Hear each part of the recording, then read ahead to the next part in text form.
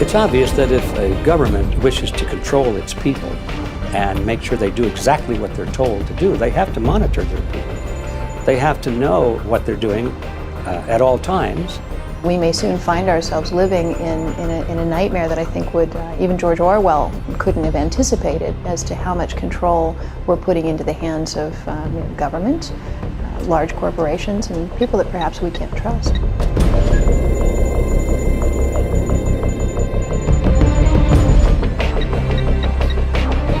If you're talking about wars, if you're talking about money management, if you're talking about orchestrating crisis, these people behind it sounds like a conspiracy.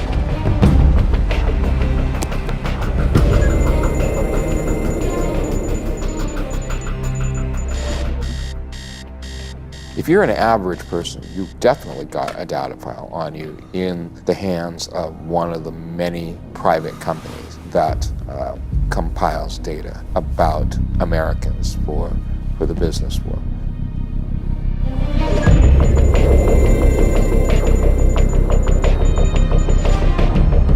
In Austin, Texas, and in other places around the country, they're using smart thermostats.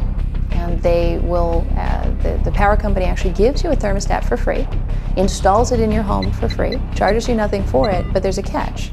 And the catch is, to get this high-tech, fancy thermostat, you have to allow them, in the event of excessive power consumption, to reach into your home through radio waves and literally turn it off.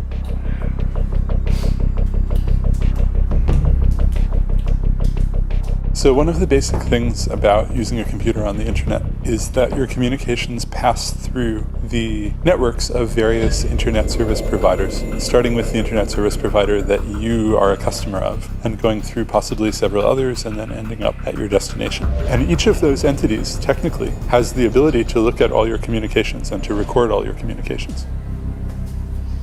How'd you sleep? Good. How about you? Coffee's on. Thanks. One of the most alarming trends has been the increased centralization of personal information. I'm a little worried about Kate's cough. She's got a headache too. She'll be fine. You are buying all sorts of stuff. That means the consumer credit folks will have you. But I will check online to see if anything matches.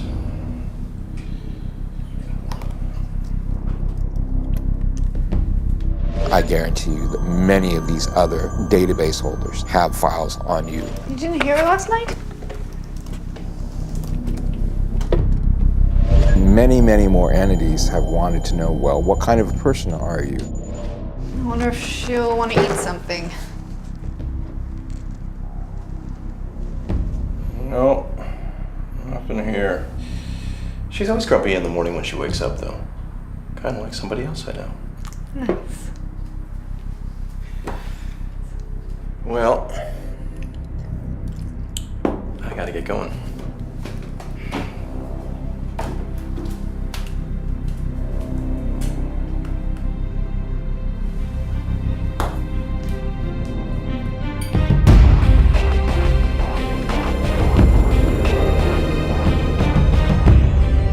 Every day, in so many ways, we are being watched. We're told that it's for our own good, for our own protection, to make our lives better. But is it? I'm Grant Jeffrey, prophecy expert and author of over 26 books. I spent 2 decades researching and detailing how our fundamental freedoms are being systematically eroded, how our governments are not controlled the way we think they are, and how all of this ties into remarkable prophecies from over 2,000 years ago. Until recently, all of this would have been considered science fiction or the ramblings of conspiracy theorists. But each of the technologies you have just observed either already exists or is being planned on a drawing board somewhere. The evidence is all around us. There is no denying that we live in a surveillance society. And really, no matter what we do, there is no turning back. And in the 2010 census, census workers in the United States have actually been sent out in advance, a year in advance of the actual census being taken. They've been sent out with handheld GPS devices and told to go to every single dwelling in the country. That's an absolutely unprecedented undertaking. It's kind of happened without very much media mention or much awareness, and now have the ability to pinpoint every single location in the country is really unprecedented. And it's not just in the United States that they're doing this. We actually found some documentation that this is part of a global effort that is being promoted by the UN, by their statistics department. Right now, we're the most surveilled society in history. Obviously, this has gone into high gear. People don't realize that every time they use Google, every time they log on to the search engine, that Google's making a record of everything they search for, linking it to the cookies in their computer, linking it to their IP address. But going one step further, Google also reads all Gmail messages that are sent or received. The reality is that Google is offering you all this bait to bring you in because you're the product. And once they get you in there, then they slice and dice your information and they sell you to the advertiser. And an ad came up, and it said, Kalispell mom loses 37 pounds using some diet aid. Okay, and there's a picture of this mom from Kalispell, Montana. So, great. I have to come home eventually, school's starting. I pack up my computer, I bring it home, connect it to my home here near Boston, and go back and visit the same web page again. And an ad comes back up, same woman saying, Brookline mom loses 37 pounds using such and such diet aid. So, of course, they know whether I'm in Brookline or Kalispell because they have to ship the bits one place or the other. In November of 2008, there was an effort by Google to show that they were able to pinpoint a disease outbreak, a flu outbreak, before the Centers for Disease Control could do that. Based on their sophisticated algorithm, that they could tell that the person doing those searches had the flu. They were searching for chest congestion or thermometer or certain types of medication, cold or flu medication. And whenever one of those keywords would be entered into Google, they would, it would set off a red flag. They would pinpoint that person's location based on their internet service provider, and then they would put a red dot on a map. And over time, you would see lots of red dots in certain locations on the map, and then they shared that information with the Centers for Disease Control. And sure enough, they were able to pinpoint those outbreaks 2 weeks in advance. Now, some people might say, well, gee, that's a really helpful thing to do. But when you log on to Google to look something up, you don't do so with the expectation that Google is going to be capturing your information, studying you, and handing that information over to the federal government. So I think a lot of people found it very, very invasive. And what it raises is the potential for Google, or really any other internet service that you use, to turn over other sorts of information. Who's concerned about abortion rights, or who's a Democrat, or who's a Republican, or who is, who has an interest in the Second Amendment. Well, because we don't always know the downstream risk and the downstream harms. There were rumors that a bank had done it to a cancer registry, that they'd taken a cancer registry, crossed it with names of people who were in their bank, and then tweaked the credit worthiness of the people if they had cancer. Someday, when all of our products and all other products have, instead of a barcode, have a tiny RFID tag on them, we'll be able to keep track of those products in people's homes. And their proposal was that a smart refrigerator would actually have an RFID reader in the fridge. Every product that you put in the refrigerator, from the milk to the cream cheese to the hot dogs, would all have an RFID tag in their packaging. And so the refrigerator would actually know its contents. There are plans afoot to actually monitor your garbage. To every time you throw something into the trash can would actually be equipped with an RFID reader and would monitor, are you throwing it into the right trash can? Is this a recyclable item that you're throwing into regular household trash? How long did it take you to consume that item? How long was it in your home before you threw it away? The idea that we would be at a point where everyone would be watching every move, and it would be tied into the television, we'd have personalized advertising, we would have HMOs, for example, your health insurer, keeping tabs on who's eating the Haagen-Dazs and how much green leafy vegetables is this family consuming, because they're literally monitoring what happens in your house through your refrigerator. You know, some would say it opens up great opportunities to improve public health. Other people would say, well, it opens up horrifying opportunities for Big Brother to be right there in your refrigerator and sitting at your dinner table with you. With rising technology and with the motivating forces from the government level to push that technology in the direction of capability of monitoring human activity.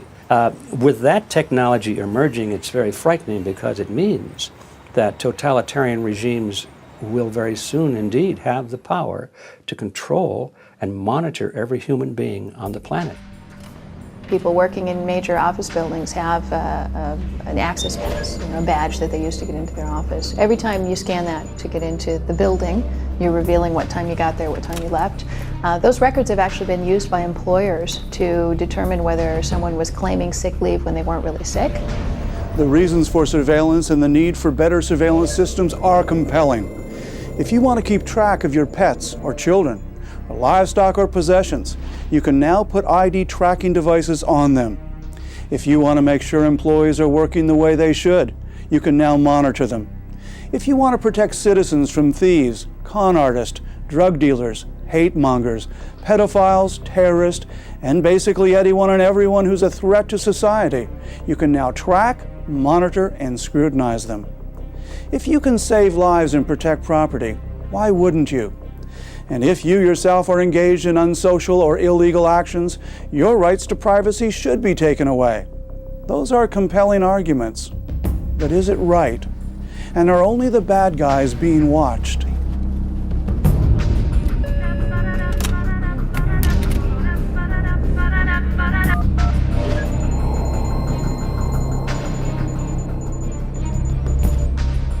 Hey, honey, what's up? Oh, is that tonight? Oh, well, we need to be there. Yeah, I'll try and get home early. All right, love you. Bye-bye.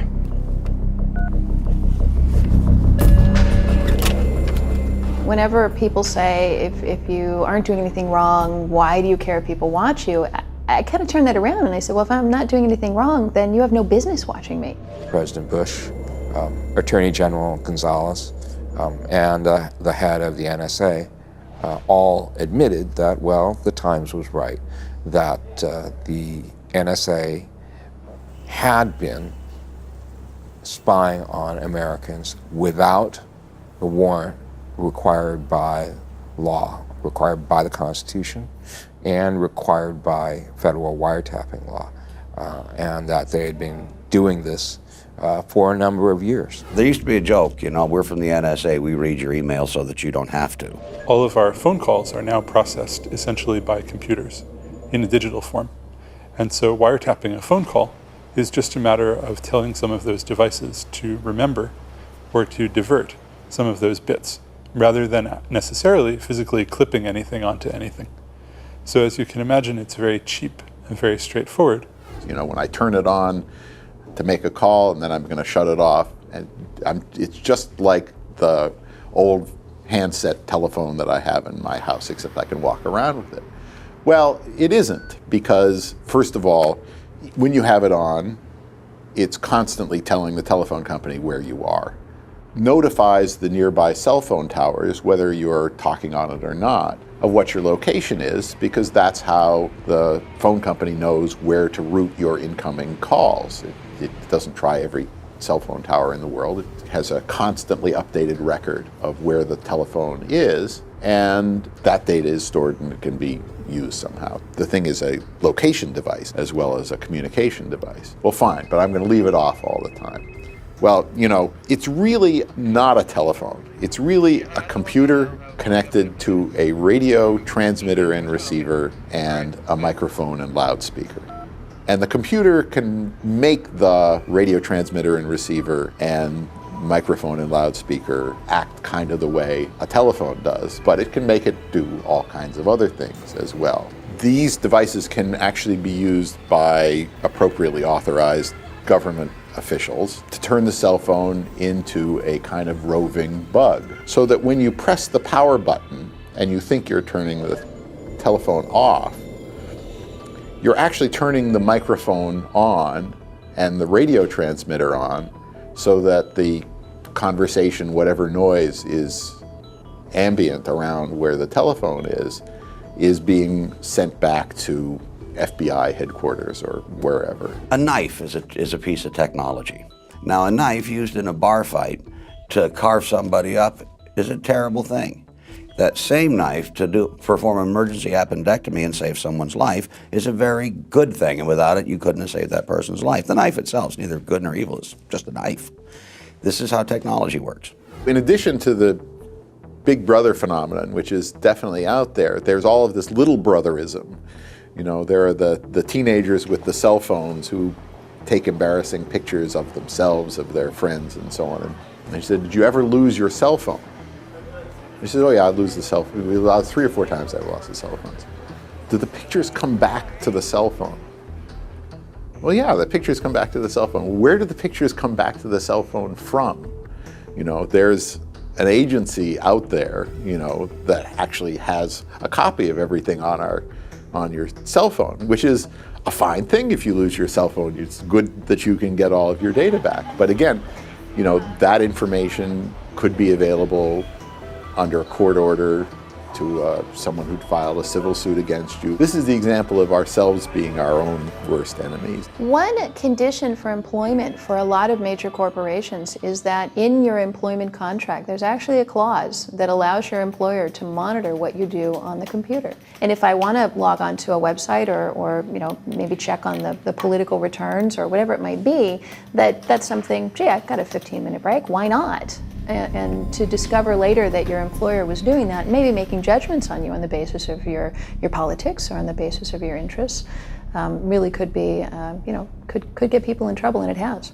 Invention of the electronic swipe lock, where they would give you a card which could be reprogrammed, so you know, once you checked out, it could no longer be used to open the same door, was a great security improvement. They're lighter than keys. Of course, a complete record of every time you go into your room is being logged somewhere. And you know, if you go into the gym in the morning, they know when you went into the gym.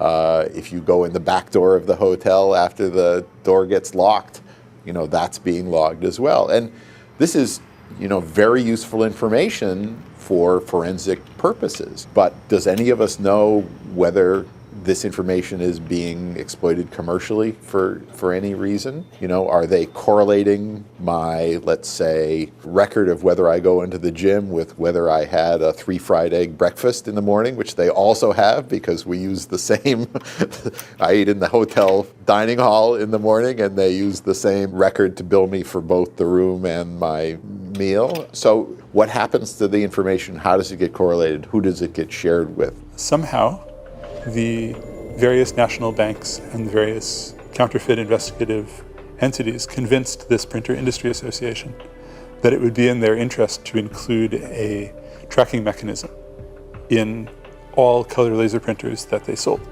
And the basic mechanism that's generally been used is patterns of very tiny yellow dots. The arrangement of the yellow dots encodes in some way or another the serial number of the printer that produced the document. So if you have any document that was printed on a color laser printer and the appropriate knowledge, you can reconstruct which printer out of all the color laser printers in the world produced that document. And the same technology is also included in color photocopiers. There's a couple of initiatives to monitor whether or not people wash their hands when they go into the bathroom.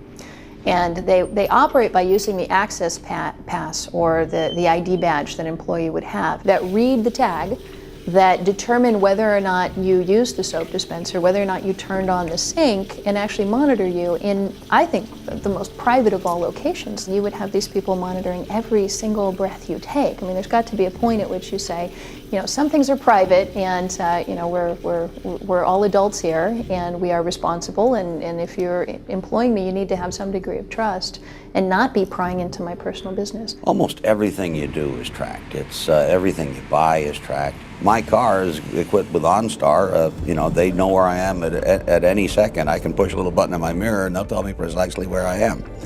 You know, some of this stuff is good, some of it's bad. If I was a car thief, it'd be bad, because OnStar can also turn the car off while I'm in the process of stealing it. So in the communication surveillance area, what we're talking about is systems that, or programs to try to keep track of what people are saying on the phone, surveillance of what people send in an email, surveillance of the records of who you talk to, when you talk to them, and for how long. Then on the other side, with location surveillance, very much into systems that track where you go in everyday life. And this is really a growing area of concern for the EFF. You get that with the growth of public video surveillance cameras that actually watch you and record your images while you're in public places or in shopping malls or pretty much anywhere. That also comes about from, say, GPS devices, which can allow you to be tracked.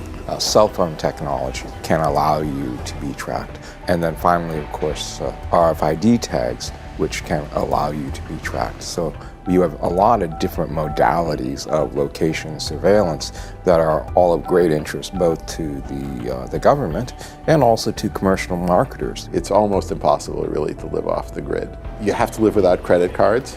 You have to live without bank accounts. It's hard to go in and out of the country. You know, one of the areas about which I've been alarmed is the kind of information you have to give up at the border when you go in and out. If you carry a computer with you, U.S. border security asserts the right to inspect what's on your computer in the same way they can inspect what's in your suitcase. And since our whole lives now, many of us are on our laptops, pretty much everything professional and personal about us is there. So we've seen in certainly that the FBI, they are customers of ChoicePoint. They will call up data about people from ChoicePoint and they say, well, if any merchant can use ChoicePoint, why can't we? So it's a very, very promiscuous world when it comes to data about us, because both the government wants to know about us and private businesses want to know about us. And when they gang up on everyday people, it's really quite an unholy alliance.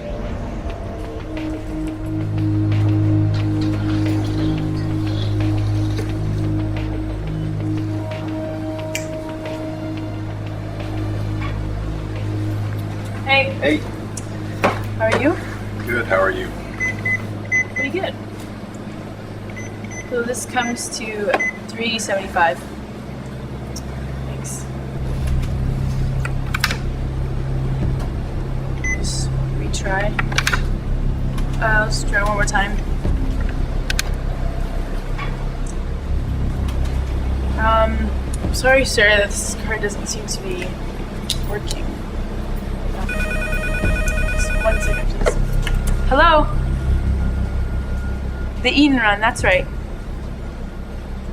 Yes, I've just been trying it. It's Mr. John Wilson. Yeah, he's right here. It's for you. Hello? Oh, yeah, just regular things, gas, groceries, coffee. Oh, okay. Yeah, okay, bye. Seems that guy a couple of states over has been using my card. Too bad I can't keep the plasma screen TV and motorcycle. That's too bad. Any of us can think of the things that we normally purchase on our credit card and the convenience at which it is to use a credit card, and how much of your daily life is actually visible through your credit card statement. It's pretty amazing, right? So I could see patterns of use, patterns of behavior. I can know things about the kind of person you might be, the kind of lifestyle you might live,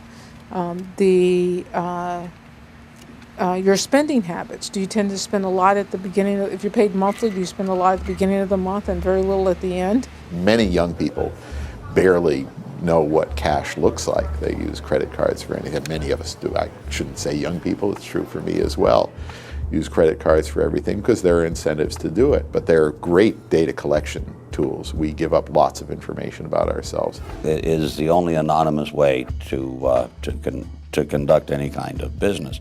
The problem with cash is it's rapidly becoming an anachronism. If you don't think so, take $10,000 and go and try and put it down in cash on a new car. But by the time you get the papers signed, you'll be sitting with 2 FBI agents wanting to know where the $10,000 came from. Because if you're transferring more than $10,000 can be a crime. Now, that means that now cash isn't that anonymous except in smaller amounts. And how small is a smaller amount? There are things that you can buy for $20 or $30, but if you go any higher than that, if you bring $100 bills, most stores won't take them. There is a desire by several forces coming together who do want to add a biometric identifier to government identification. So the leading push in the United States is most likely a biometric added to your driver's license. That biometric is most likely going to be a fingerprint. Under that model, the fingerprint becomes your new Social Security number. So what does that mean? I'm touching the chair, I'm touching the table, I'm leaving my fingerprints behind. You come along with a piece of tape and some dust, you pick up my print, you stick it on a fake ID, and now you're me, right? As proved by this phony fingerprint that you've just lifted up, right? And then if things get really bad with your identity theft and Social Security numbers, you can actually get a new Social Security number. But what do I do about getting new fingerprints? I'm always forgetting my wallet. And then I can't find it and I don't know where it is. And the idea that maybe someone could put an RFID chip somewhere where I would just have to wave my arm, it's a very attractive proposition. There are plenty of reasons, I think, to be worried about a cashless society where we have microchips implanted in our hands and simply make our payments in that way. For one thing, you would be unable to ever make a payment or make a purchase that someone wasn't watching and recording in a database. Marketers would love to get a hold of that. Hackers can hack into that. The government could use it, to investigate you or try to control your behavior. Nobody ever reads those disclosure requirements. No one.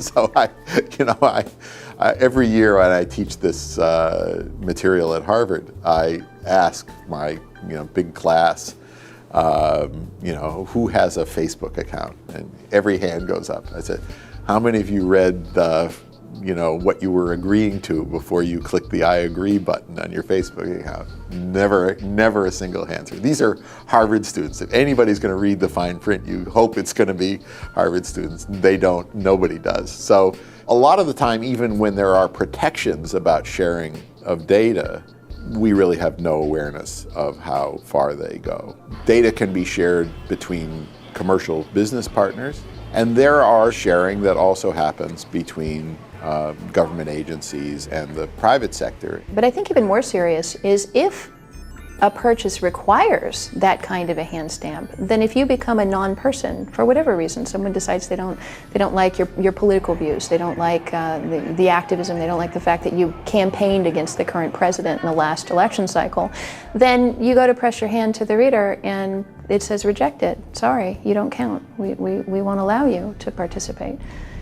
Hitler actually did that back at the early part of his era of terror and control over Germany, actually determined certain things that Jews wouldn't be allowed to do, set certain streets that they couldn't walk down, that they were not allowed to enter, even set certain restrictions on what they could buy at the store. Understand, how money works and how the only real way right now we have of hurting them is through money, which is one of the reasons they're trying to create a cashless society. Because as long as you and I have cash, we can eat. And as long as we can eat, we're free, at least we can defend ourselves. When you take the cash away and you create credit cards and then you create microchips, what you're doing is suddenly, we become the whim of the powerful people. They can punish us by pressing delete 3 times on the computer screen. Suddenly $10,000 turns into $10. One of the most important developments in this privacy area that's come with the digital revolution is that Orwell's picture of loss of privacy, the government watching us, the surveillance cameras everywhere, certainly is true to some degree. There are surveillance cameras everywhere.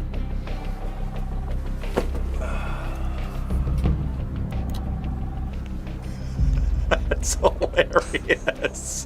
Where do you get all this stuff? Don't know how I lived before YouTube. What, you just search all day? No. Painful or stupid is easy to find. Useful and factual take a while.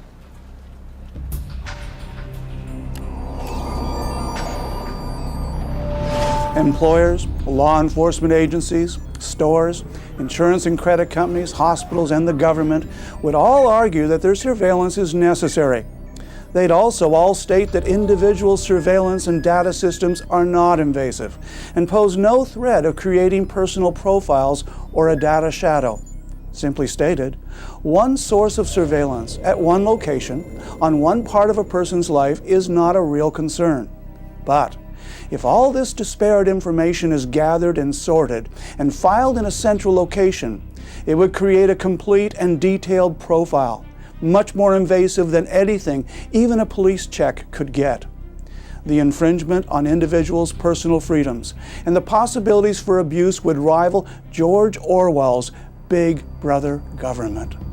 You go through your life, almost most of the time, some computer somewhere is recording something about you. And so if you think about it, it's just, tons of information on each of us. And then there are certain efforts of some kinds of data that are put together to build profiles and so forth. So there's just a lot of data. There's just a huge explosion of data being collected on individuals. One of the things that people often say is, who's going to be watching me all day long? Who has the resources or the time to watch me? And the answer is really no one is going to be sitting there watching everybody. There's not enough resources for that. But the computers can do it. Now that we have almost unlimited storage capacity on computer hard drives, it's possible to record everything that happens in front of a video camera or every transaction that occurs, in a credit card database, for example.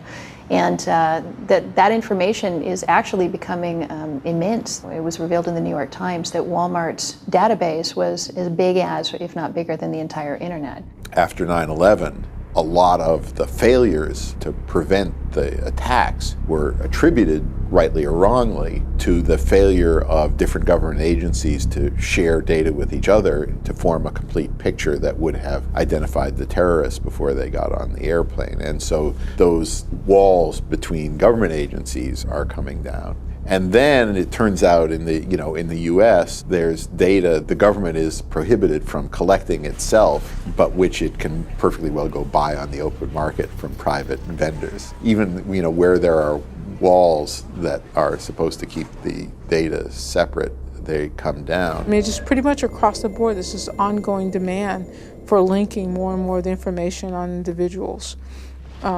What do you purchase at the credit card versus what your telephone where your telephone says you are now? Is this an opportunity to send you a text message and remind you to go to the grocery store, that they have a sale on orange juice? I mean, this is the kind of vision that many people have, and there's been a lot of effort moving towards that vision. In a computerized age where information doesn't vanish into the air, but is always being recorded somewhere, and then collected, aggregated into a database, is that every purchase you make, every step you take where there's a public video surveillance camera, when you use a credit card, the searches you do on Google, all these things get collected. And the way the law looks at it right now is, well, you typed in that search term to Google, so you knew they were going to get it. Of course they have the ability to keep it. And because, as a practical matter, we have this giant information collecting system, the threat to privacy today is far, far greater than it ever has been. It's more like the creation of an encyclopedia. And if you think about an encyclopedia, back in the old days when you had A through Z encyclopedias, you wouldn't sit down and read every single volume. But when you wanted to look up Amazonian tree frogs or the country of, Colombia, it was right there at your fingertips. And so I think what's happening with the database is the best way to understand it is that you're just a blip on the screen right now. But the moment someone wants to look you up and wants to drill down and find out about you, they open up your entry. And at that point, all of this data that's been collected really would paint a shockingly detailed picture of a single person's life. When Big Brother is government, what are the consequences? Well, government can take away my liberty. You know, if Big Brother is industry, maybe my credit card company or my bank, well, they could just throw up my credit worthiness. They might take my money. So the consequences of who the Big Brother is are non-trivial. If there had been other attacks and more liberty, more pressure was put on, you know, more privacy sort of put at risk, the consequences for Big Brother could have been really large. Because what if more and more Americans were caught up in a dragnet, more and more innocent Americans caught up in a dragnet, believed to be terrorists, might be terrorists, we're just scared of you kind of thing.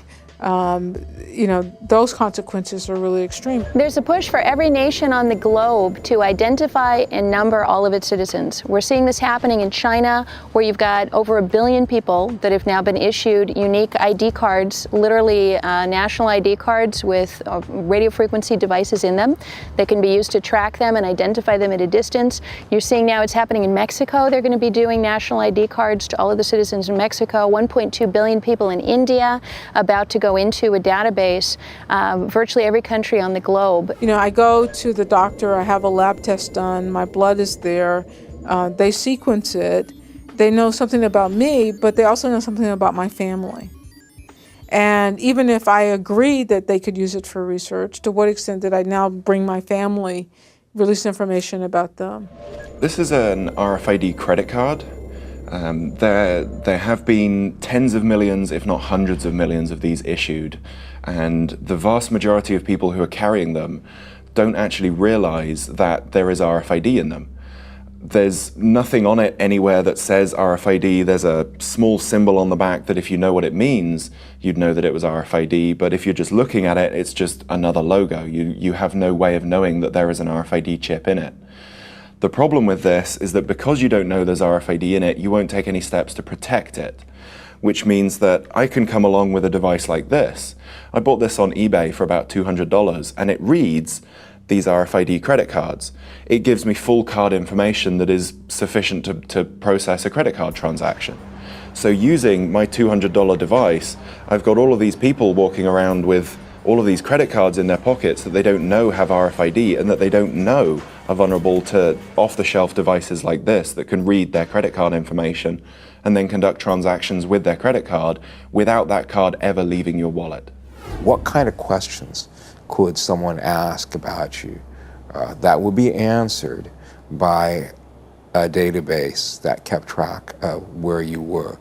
You know, why did you visit that person's house? Well, gee, we know that that person was holding a meeting of the Communist Party, or, you know, gee, you go to this place every Wednesday at noon.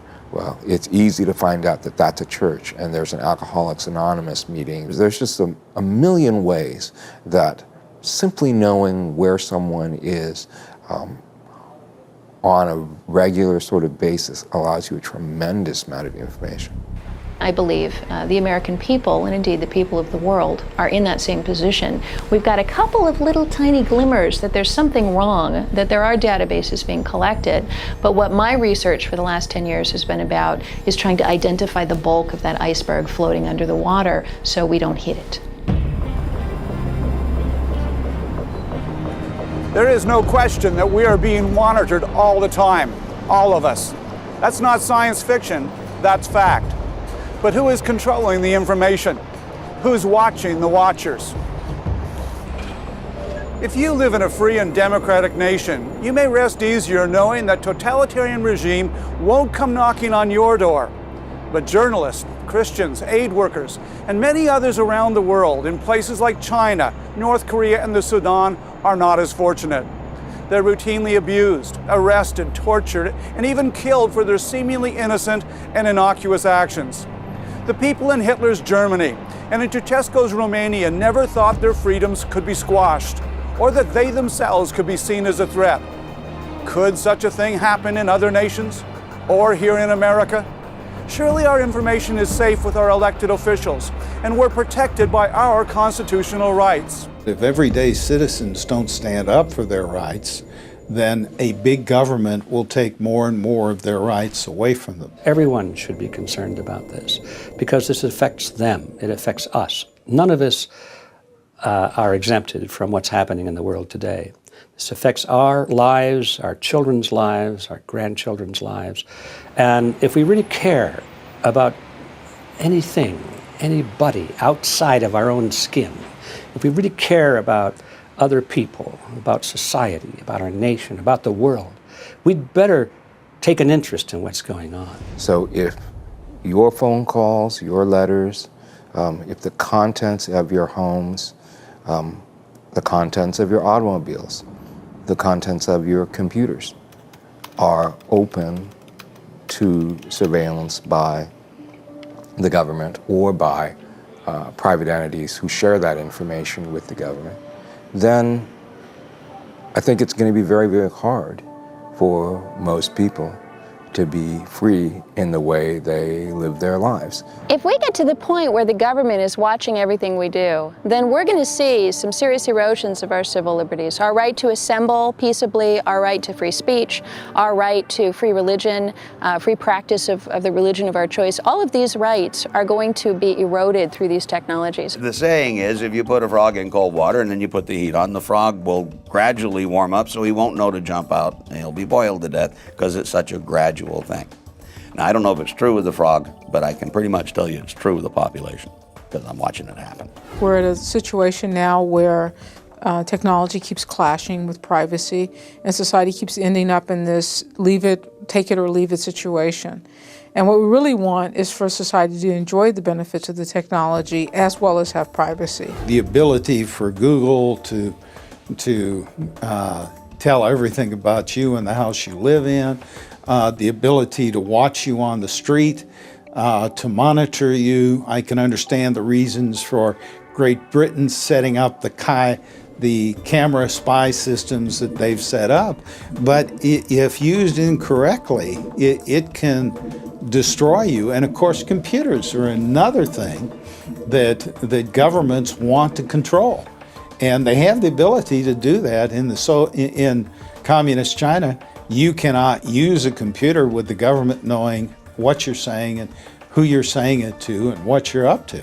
Founders of this country understood that, sure, there were bad guys, but they also understood that if you give the executive branch, if you give the government sort of arbitrary, unbridled, unchecked power to search and to seize, then you are really inviting tyranny and the abuse of power. The America that stood for liberty and personal freedom, that peaked probably in the 50s and 60s, no longer exists. Most of us have taken comfort in the law of a constitutional protection, and that's out the window. We no longer are governed by the Constitution, much as though people think they are, but that's been shredded and no longer operative. There is a faction within the country that believes the Constitution's a living document, and because it's a living document, presumably you can torture it until it says whatever you want it to. The truth of the matter, that's leading to a socialist environment and will ultimately lead to tyranny. And so that's to those that love freedom, it's the end of an era. The great experiment that was once America has been prostituted by special interests. The environment is the cover for the real objective of sustainable development, which is to change our system of justice and change our system of economics to a system of social justice. You can talk to most judges in America today, and they will proclaim themselves to be agents of social justice. Well, there's no concept of private property in a system of social justice. So what is being done is our whole foundation for the American experiment is being undermined with this environmental move. We all want to promote those good causes, but the real question is, how much bang are you really getting for the buck? Are we really making a difference, or are they just trying to get more surveillance power? You're going to see in increasing encroachments on freedom of speech. And that takes some interesting colorations. In the press, you can say what you like about against Christianity, no problem, but you say a peep against Islam, and you get clobbered. In our schools, they'll teach Islam, but you're not allowed to teach the Bible. This is a unique political experience in all of human history, and the future of humanity really depends upon the political recognition of every individual's unalienable rights. And that's what's wafting away. Increasingly, in the name of fighting illegal immigration, there are arguments that daily activities, basic activities that are required for just living, should require an ID card. Whether it's getting a job, whether it's renting an apartment, whether it's visiting a doctor, and ultimately I think it's whether it's going to a store and actually buying food. And so you see kind of the writing on the wall. Right now there's an employment database held by the federal government that they want all employers to run every single person applying for a job past this database to make sure that they have legal status in the country.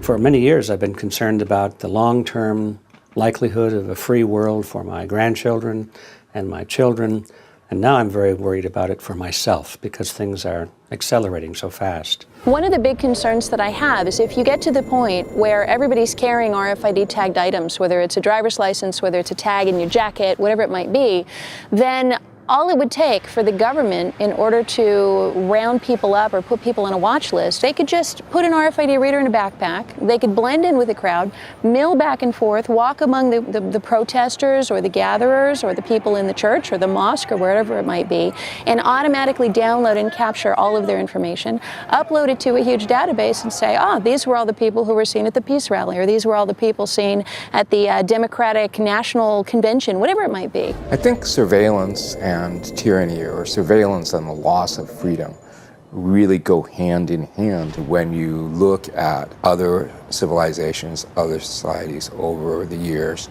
all the way up into the 20th century. There's this really strong link between autocratic or despotic or excessive government power and at the same time all sorts of surveillance mechanisms, whether they're secret police or national ID cards or other kinds of mechanisms that are designed to make sure that people are being watched, and perhaps even more insidious, that they know they're being watched. Won't all this surveillance and technology make us safer from crime?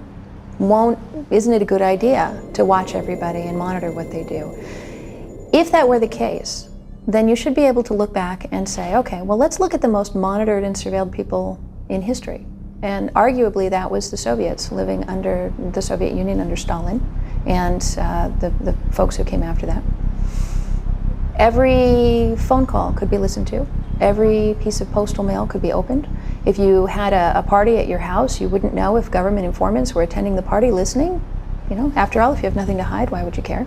But the Soviet Union under Stalin was the most deadly regime in all of history. And in fact, under that regime, with all of that watching, 60 million people perished. 60 million people were killed by their own government, by the very government that was supposed to be protecting them. The bad guy might today be Al-Qaeda, and it might tomorrow be fundamentalist Baptist. You take Homeland Security, who issued a report that said those people who own guns, those people who are anti-abortion, those people who are the tax protesters, and all kinds of Americans are really terrorists in waiting. And attempts should be made to silence those people. The MIAC report, which was the Missouri Information Awareness Center, it was a report put out for law enforcement that was actually leaked into the public sphere. And it was defining potential domestic terrorists. And disturbingly, this MIAC report was listing people who could be your next door neighbor, even you. They were listing people who, anybody who was concerned about constitutional issues, anybody who supported Chuck Baldwin or Ron Paul, anybody who was a libertarian or a constitutionalist. So people with, who weren't just mainstream Republican Democrats. Anyone who was concerned, the part that shocked me, anyone who was concerned about RFID privacy. So that's me, that's what I work on, and I'm certainly not a domestic terrorist. People who were concerned about abortion and issues around that, people who were wanting to defend their Second Amendment rights, which are constitutionally protected, your right to own and bear arms. All of those people were identified as potential domestic terrorists, and in this report that was going out to law enforcement, they were being told to watch out for us, to look for people who share those characteristics. How much additional security do you get by having so much less privacy? It is a really fundamental question. And it is always easy to say, I don't care, I want the government to know everything, just keep the bad guys away, keep the terrorists away. Our history tends to demonstrate that governments repurpose information. They get information for one purpose and they use it for something else. The unchecked surveillance tends in the long run to cost us more than the security that we gain from it. Well, I'd like to know how they define the bad guys. You see, in Germany, that was true too. The bad guys there were Jews, and they murdered 6 million of them. By whose authority? Well, that's the common good. That was the state decision. The whole concept of the master race. All those ideas were given the color of law. You see, the way you persecute people is find out what they do, disparage it, marginalize them, and then pass laws against what they do, and then enforce the laws. When it came out that the government and the Census Bureau was collecting the GPS coordinates of everyone's front doors, a lot of us said, why would you need that? You have the street address. You clearly know how to find the location, or the census worker couldn't have gotten there in the first place. So why would you need this extra step that's costing an enormous sum of money? The only explanation that could occur to many of us is that they'd want to know the GPS coordinates of your house so that they could target you. And that sounds crazy, but when you look over at what's happening in Pakistan and in Afghanistan, where there are unmanned aerial drones that can literally target a home, we regularly hear about houses that have been blown up by the military. There was a wedding party going on in this house, and then boom, bombs were dropped on it, and it was blown up. So I think there's a real question mark. Now it becomes a question of whether or not you trust the government. The problem with governments is they're made up of people. If you didn't have people in them, they'd probably be okay. But as soon as you give a guy a little bit of power, well, that's never quite enough. It becomes his mandate. It's his human natural instinct to accumulate more power. One of the problems when you create these technologies is it's like putting a noose around your neck. And you may think, well, gosh, it's someone I really trust, and where's the danger? But then that person you trust goes away, and then someone else can rise to power. We've seen it happen all over the globe. We've seen it happen century after century, where evil people have this bizarre tendency to rise into positions of power and authority over others. You look at what Hitler was able to do with very limited technology. He was able to pinpoint, single, and destroy large numbers of people that he just personally decided he didn't like. That capability that he had back in the 1940s, multiply that exponentially in terms of what could be done today. You could, turn people into non-entities.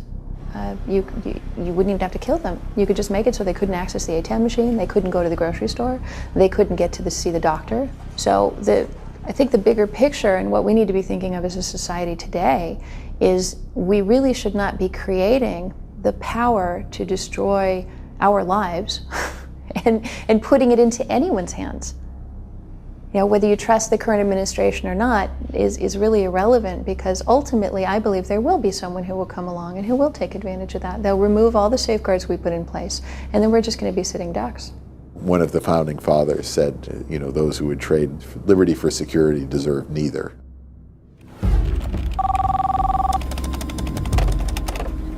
Hello, John Wilson speaking. Okay, why do I have to come down? Sounds a bit strange. No offense, but I don't know anything about you. Yeah, sure, that would help.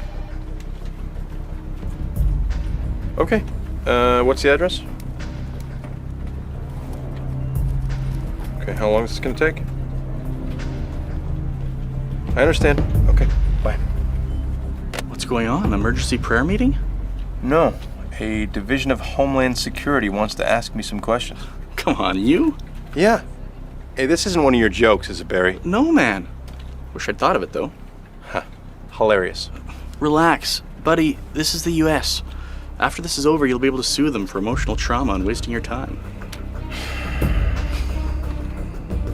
What most people don't realize is that for hundreds of years, thousands of extremely wealthy, powerful, and connected people have been working to create a one-world government. Many of these people are Americans. Most have all the best intentions in the world, and many are in positions of power right now. With every passing year, with every new crisis, the reality of America not being in control of its own destiny comes closer and closer. I believe all of us should be concerned about world government, especially if you understand those who are at the forefront pushing this agenda. If this comes in, I don't believe that it will be a democratic world government, although some of the organizations pushing this agenda are trying to make that case right now. I believe it would be a highly centralized world government where if you disagree with those in authority, you have no option but to go along. Those who disagree with them would be persecuted. There is no doubt in my mind. We would lose our freedom of speech. We would lose our freedom of worship and any other freedom you can imagine unless you are willing to come under their authority. They believe that freedom is not a good thing in the world today. They really believe that. They think that freedom leads to anarchy, it leads to non-unity, it leads to inefficiencies and so forth. And of course it leads to challenge of their own rule. And so they really want to bring all of mankind into some kind of a regimen. We are at the point in history right now where two groups of people, those who believe in the good of humanity and who stand for justice, and the other side, who for the last 800 years have been trying to destroy the very semblance of what society really means, and in the concept of humanity. And we're at the point right now in history where there's no second choices, third ways, or fourth opportunities.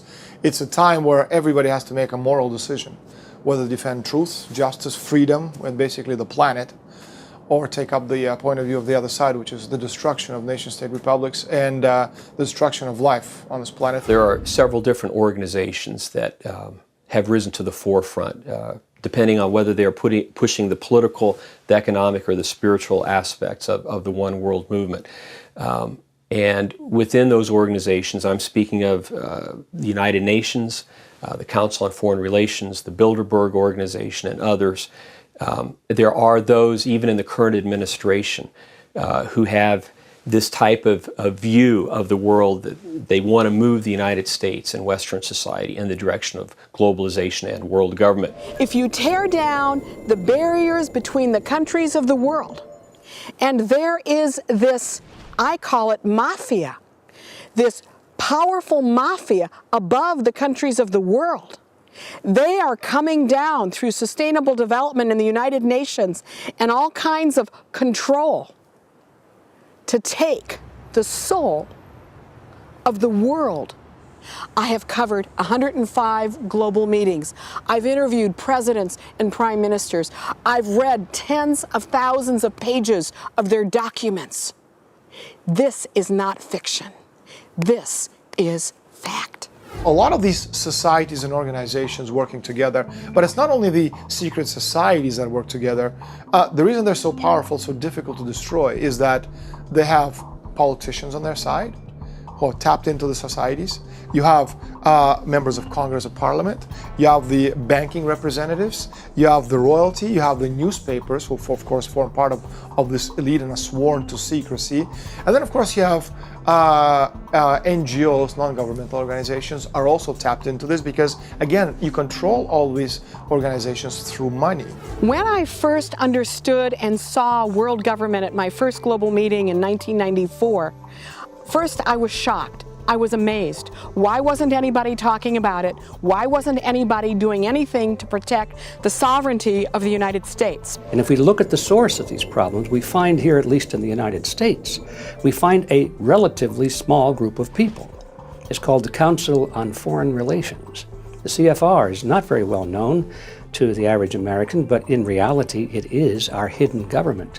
Because if you look at all of the real important positions in the power centers of society, and by that I mean the leadership positions in government, the president, the vice president, the secretary of state, the secretary of defense, the head of the CIA, and so forth, even Supreme Court justices and senators, but the ones at the very top of the political power structure.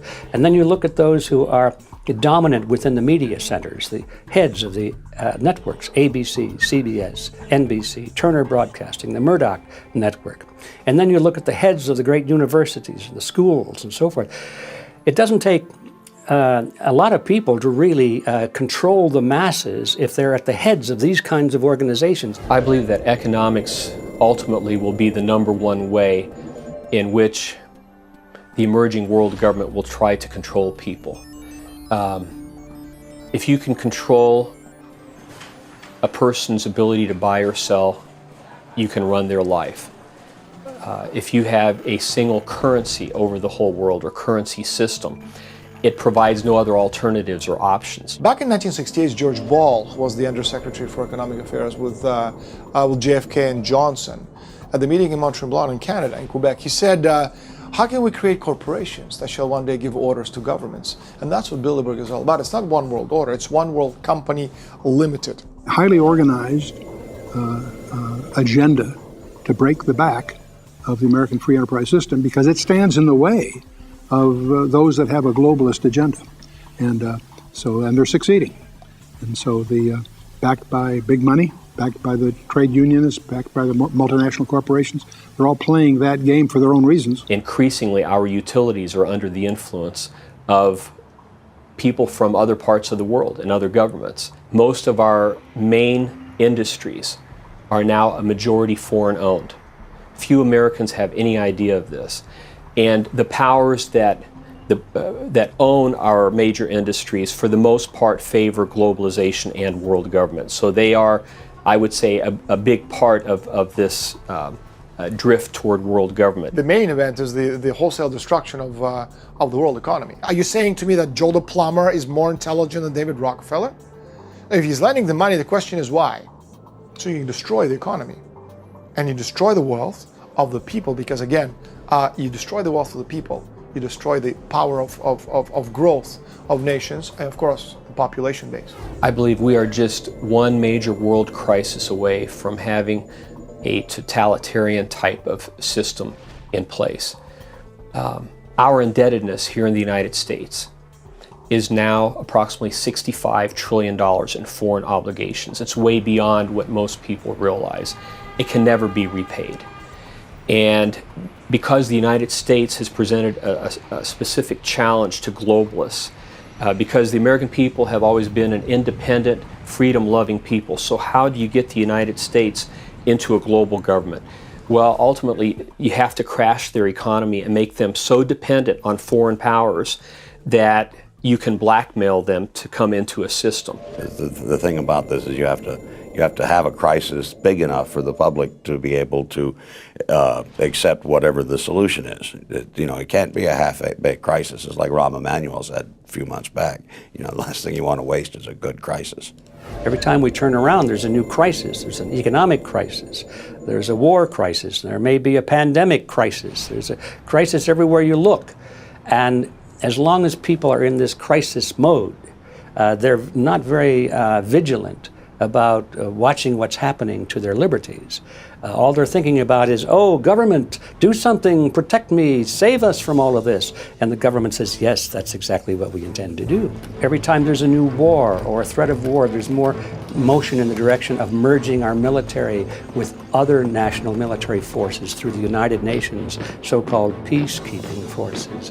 So all of these crises lead to more legislation, more treaties, and more movement in the direction of giving up our sovereignty as a nation, merging with a global structure, and the creation of that global structure into a totalitarian system.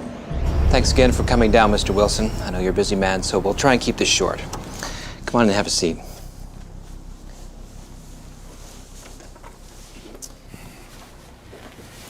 So, for the record, your name is John Francis Wilson, and you live at 15 Clear Heights Drive. I'm sorry. Could you clearly reply yes or no to my questions? Yes, I am John Wilson. Is this being recorded? Are you a member of the Church of God on Springer Avenue? Yes. Have you taken part in their pro-life meetings and marches? Well, yes, but what does this have to do? Plan on attending this evening's meetings with this group? Yes. Mr. Wilson, are you aware that it is legal in this country to have an abortion? Well, yes, but it hasn't always been that way. Are you aware that some healthcare providers have been attacked and murdered by members of groups like yours? Hold on. We have nothing to do with those groups. We are peaceful people that are protesting. protesting. You aware that some healthcare providers have been attacked, Mr. Wilson? We believe in preserving life and not taking it. Are you aware, Mr. Wilson? Yes or no?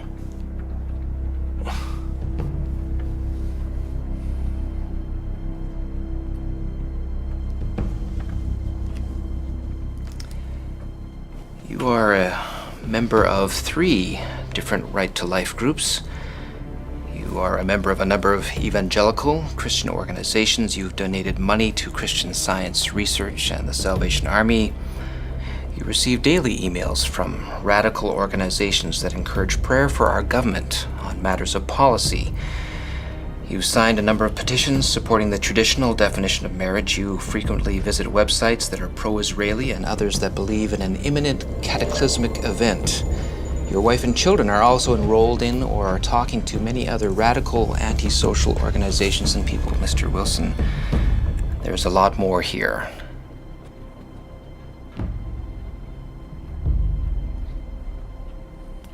Are these the actions of a peaceful man and his family? I'm terrified by that thought. A global government, that would mean that the franchise we have for freedom and for allowing everybody to vote would be destroyed. The ability for our people to accept the Bill of Rights and all the freedoms guaranteed in the Bill of Rights would be destroyed, because the rest of the world doesn't have the free press like we have. And women don't vote in most of the countries in the rest of the world. You don't have a society in Japan, you're guilty until proven innocent. You don't have the right to protect yourself in your own home or even defend yourself against violent criminals in Great Britain. All those freedoms that we have today would be taken away from us. So all that a world government can do would mean that the wrong people would vote on what's right for America. Why not have the people of the world living in unity, peace, and harmony? On the surface, it sounds good. But as you get deeper into the organizations pushing this agenda and look at where these people are coming from in the higher levels, it is a very sinister agenda. There's a lot of hatred for Christians and Jews. Read the Quran. If a woman commits adultery, she's stoned to death. If a thief steals something, he has his hand can't be cut off. There is no ability for the compassion of Christianity to exist and make us a kinder world with either Muslim extremists, communists, or dictators. And if we had a world government, all of those thoughts, beliefs, and concepts would have to be represented, including atheism. And there are a tremendous number of people in the world who believe that not only abortion is correct, but you should be able to terminate a life up to 2 years if something's wrong with the child. There are too many different opinions that are evil for us to have a world government that's harmonious unless we give up so much of what we believe in. You need to understand that the United Nations Charter is not based on the Constitution of the United States, sadly. In order to understand that, you need to know that, first, the Constitution of the United States, our freedoms come from God. They are not able to be numbered. They are inalienable. They can never be taken away. When you take a look at the UN Charter, our rights come from government, they are numbered, and they can be taken away for bad behavior. If a one world occult system comes into place, I believe we will entirely lose our freedoms to speak out, to worship freely as we will, to own property as we do now. I believe much of the world's property will be seized by the coming global government in the name of protecting the environment. Our healthcare system, if someone controls our healthcare, to a large extent they can control us. They can determine whether you live or die. Not only is it a tyrannical form of government, but it's built around the assumption that this is all for the greater good of the greater number. So the people at the bottom who are being told what to do are educated or propagandized, or whatever you want to call it, to believe that after all, this is in their own best interest. A world government could actually dictate to a farmer what he has to grow, or maybe to get off of his land entirely and move somewhere else in order to save the environment. Maybe his piece of land will be designated special environmental property under the United Nations. That has already happened with some of our national parks, and I've seen a map that shows that ultimately as much as a third of the United States could be declared as one world property where people wouldn't have any access to it at all. You're talking about the World Wildlife Fund. Their main objective is, again, to reduce the world's population. Prince Philip, Queen Elizabeth II's husband, he said that. He said, if I ever came back, reincarnated, I come back as a deadly virus. Well, of course he would, because that's what these people are into destroying the world society. Now that's how one can begin to understand the real goals of the Agenda 21 Sustainable Development UN Global Plan. You see, that plan in its own expression calls for a reduction of the human population by 85%. So you begin to wonder how it is we can survive in this country when our resources are taken and put off limits for our use, whether it's mining resources or timber resources, food resources, etc. If we were to remove half of this country's land mass from productive human use, it's only a matter of time before human population begins to fall. But when we understand that that's the plan of the United Nations, we can begin to put this in a perspective that we need to be putting it in. Maurice Strong at the UN, is like, he's a very altruistic guy. The guy thinks that, he thinks that he's doing the right thing for the most number of people by advocating that we kill off some of them because there's just too darn many of them. I believe the whole concept of population control and diminishing the world's population to a place where we can sustain development and bringing it below 1 billion is setting the stage for mass persecution down the road. What if people actually buy into that idea, that much of the world has to be eliminated in order for those who are left to be able to continue to function? You're going to see more wars, more famines, more disease. Some of this intentionally spread to reduce the population of mankind. There's a place I visited called the Georgia Guidestones, where they present the 10 Commandments of the New Age movement in a number of different languages. And one of the commandments calls for the reduction of the population of mankind down to a fraction of what it is right now. So a thinking, intelligent person should be asking, how are they going to achieve that? If that is one of their goals and they're going to work toward that goal, then who are the victims going to be, and how are they going to choose who lives and dies? I find it hard to believe is because they don't hear it from any other source. You're not going to hear it in the media.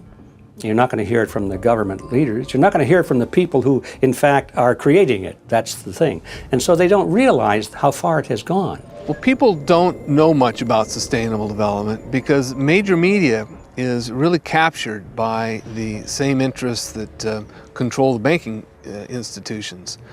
Our public information systems have been bought up or have been taken control over by these forces that seek the creation of this one world where human beings become chattel to the ruling elite. And it seems that there have been plenty of people signing up to become slave masters and keep this information undercover. The loss of freedom is not being imposed on most people in the Western world, not being imposed by force of arms with bayonets, guns, or bombs, but with propaganda. They've convinced us that what's on the cover of the New York Times, the Washington Post, the Globe and Mail, the Toronto Star, or on CBC Nightly News with Peter Mansbridge, if he's still around or alive, it has to be the truth. And everything else, thus, as a result, is a conspiracy. Because if what I'm saying is the truth, it obviously would be on the front cover of the Toronto Star. Well, it can't, because the media forms part of the world elite. The purpose of a media in a democracy is to inform the electorate. Their job is to be a watchdog on the government. Well, we have a media that's prostituted itself totally to an agenda. And not only in terms of what it promotes, but in terms of what it hides. The real truth was hidden to the American people, still is. It's an incredibly well-organized propaganda machine. The empires, they control people, or they manipulate people by making sure they control how people think. And this is exactly what they've done so very, very well. Because again, the greatest hypnotist in the world is this oblong box everyone has in their living room called the television set, which has taught us to eat, to think, to dress, to walk, to talk. We know more about the lives of Britney Spears than we know lives about our spouses. It's a gradual progression from well-intentioned people who simply want world peace to those that embrace pantheistic concepts, and ultimately a small percentage of those that actually go on to worship Lucifer or Satan. Evil exists. And evil has been able to coordinate and combine its efforts to bring us to this point. When you look at how far we've already moved down that path, especially during the last 10 years or so, and when you look at how many top economic planners in the world favor a one world economic system, and how various figures at the United Nations are calling for a one world political system, preferably from their standpoint through an empowerment of the United Nations to the point where it actually becomes a world government.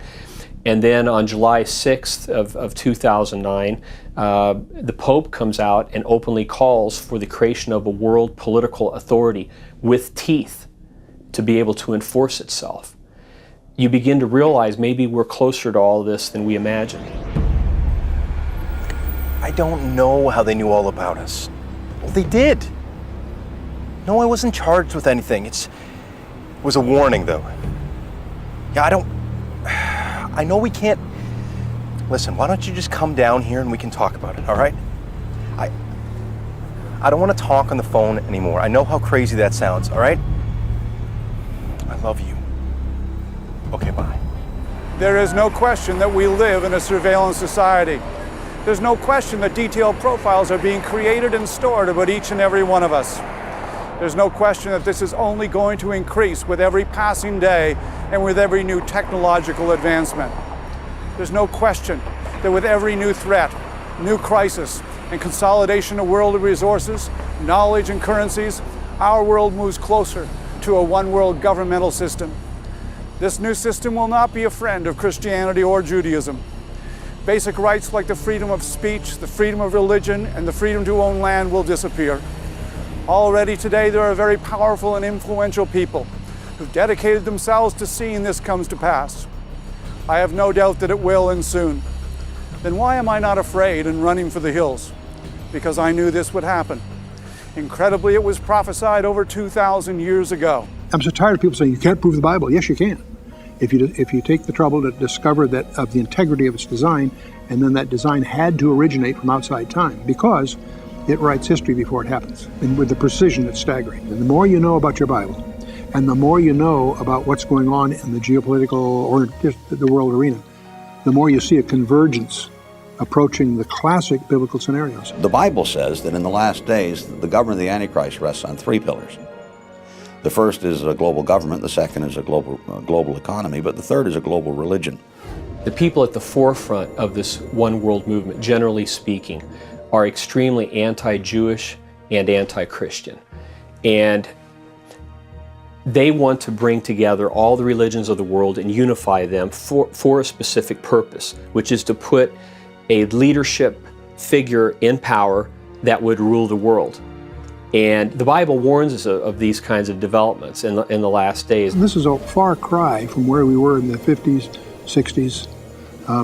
The anti-Christian atmosphere, in the fact that you're worried about having the Ten Commandments in our courtrooms and all of that, you begin to realize is evaporating very, very quickly. What most people don't realize, your freedoms will evaporate with that. There are so many signs today that indicate that we are living in the last days.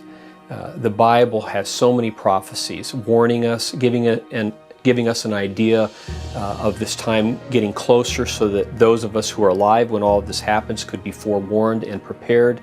And one of those, the biggest perhaps, is Israel. The coming together out of over 100 countries from around the world of nearly 7 million Jews returning back to Israel after 2,000 years. That's incredible. Some people try to say it's just a big coincidence or part of a different agenda. But when you look at Scripture and over 50 different prophecies in the Old Testament foretelling that in the last days God would regather the Jews from the four corners of the earth, from one side of the world to the other, all bringing them back to Israel.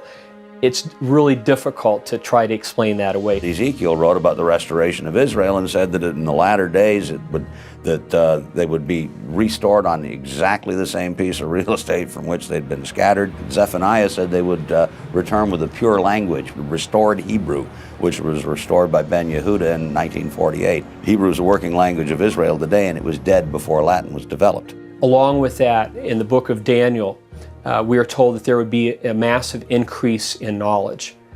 Well, the last I heard, knowledge was doubling now every 4 years. That's never happened before in world history. And that is bringing the world closer and closer together. Technologically, things are now possible. You can talk on the telephone with someone halfway around the world, and it sounds as if they're next door. Travel has become so much easier, and communication through the internet. All of these things have worked to make the world smaller, and, which brings me to my next point, to make global government possible, which in Revelation 13 and 14, we are warned of such a global system that would exist in the last days, a type of one world political system that would use its economic and military power to enforce religious worship. It wasn't even conceivable 1900 years ago, where any single individual could have such minute and centralized control of the economy that nobody could buy or sell unless they were part of a particular system. That was never possible. This is exactly what John saw, though. And he saw it in the context of a developing global government. It's in the context of the fact that the Antichrist government, its strong suit is deception. Its power comes from its control of the economy. And its ultimate goal is worship of the leader. It's the ultimate fascist state. I believe when the mark will first be introduced, there will be an attempt to make it seem very fashionable. A safety mechanism. If you're kidnapped, police would know where you are and could rescue. That's already happening right now with animals, but also with humans in some parts of the world. What is Satan's primary weapon? All through the Bible. Deception. That started in Genesis 3, all the way through. Every time Jesus talked about the end times, he opens and closes his discourse by saying, "Be not deceived." So that's our challenge. And we are being deceived. We're being conned in a local political sense, but also in a much broader sense. The Bible says that Peter was writing to Timothy, and he said that, that in the last days people will heap to themselves teachers having itching ears.